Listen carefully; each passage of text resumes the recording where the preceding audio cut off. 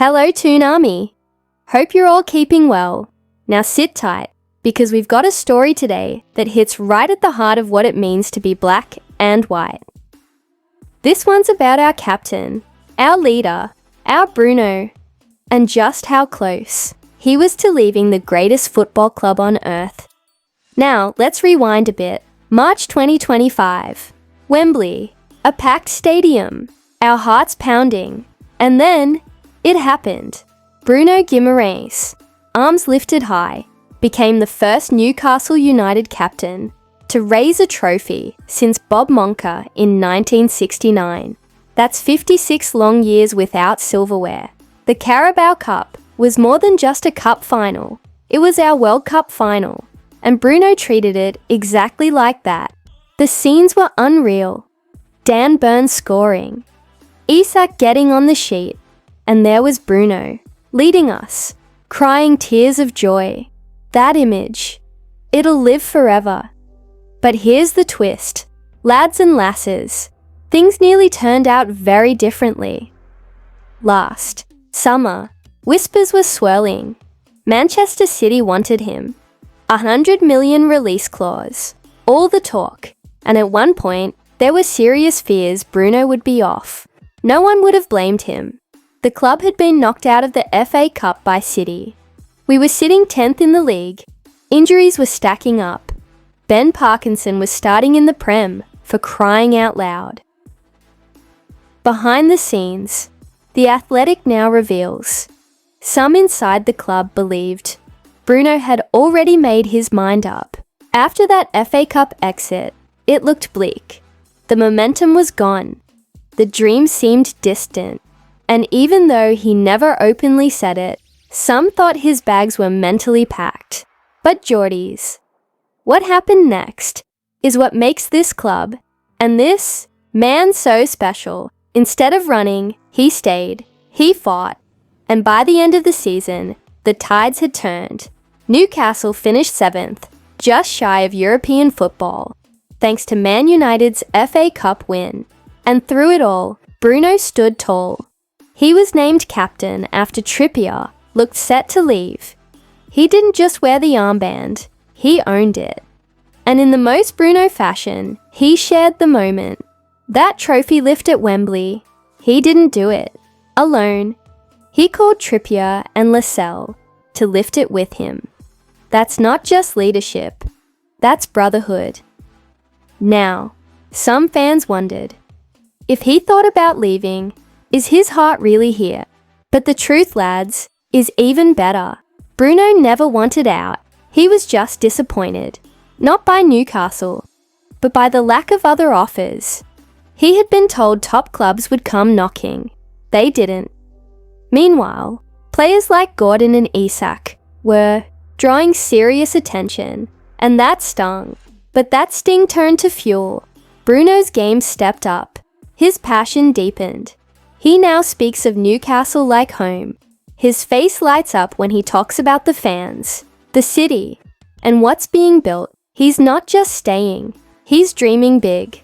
Bruno sees himself leading this club into Europe, into battle, into greatness. And honestly, with Bruno in that armband, I believe we'll get there. Let's be honest. When Anthony Gordon arrived from Everton back in 2023, a few eyebrows were raised. 40 million? Some said it was steep. Some questioned his attitude. But fast forward to today, and no one's questioning anything. Not only has Gordon become a key player for the Magpies, but he's also shown the world that he bleeds black and white. And he's here for the long haul. Just take a look at his numbers.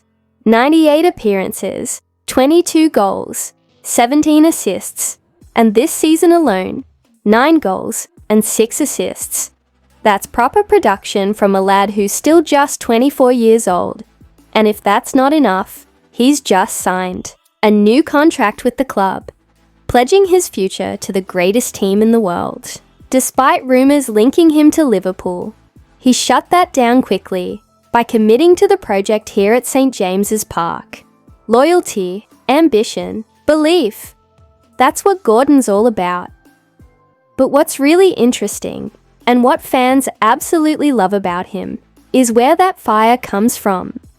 In a chat with BBC Sport, and again on Gary Neville's The Overlap, Gordon opened up about something not many expected. He doesn't hit the gym like most footballers. No weightlifting. No protein shake and pump routine. What does he do instead? Boxing. That's right, Gordon said it himself. I think everyone in Liverpool likes boxing, and it turns out he's no exception. As a kid, he used to get knocked off the ball, didn't have that edge, but stepping into a boxing gym changed everything. It gave him aggression, focus, tenacity, the desire to win every duel, to never be second best. It all started in the ring, and when you watch him play now, it makes total sense. The way he presses defenders, the way he throws himself into tackles, the way he tracks back. That's a boxer's mindset. Tenacious, relentless, hungry. He's not just trying to play the game. He's fighting for every inch. Even when he couldn't play in the Carabao Cup final due to suspension. A real heartbreak for him. He didn't sulk. He celebrated. With the fans. With his teammates. With the pride of someone who knows he's a part of something special. And now, as we gear up for the final stretch of the season, Gordon's ready to return. He's served his suspension and will be back in action for the clash against Leicester City. With 10 matches left, the mission is clear. Push for Champions League qualification. And you can bet Gordon will be right in the thick of it, throwing metaphorical punches with every run, every dribble, every shot. He's the kind of player Newcastle needs. Not just talented, but tough, focused, fearless. And here's the thing, lads. With players like Bruno leading us, and Gordon flying down the wing, Newcastle United aren't just chasing dreams anymore. We're living them. Thanks for sticking with us, folks. Don't forget, this is our club, and these are our lads. United, driven, and proud. The best team in the world, no question. Take care, and as always, away the lads!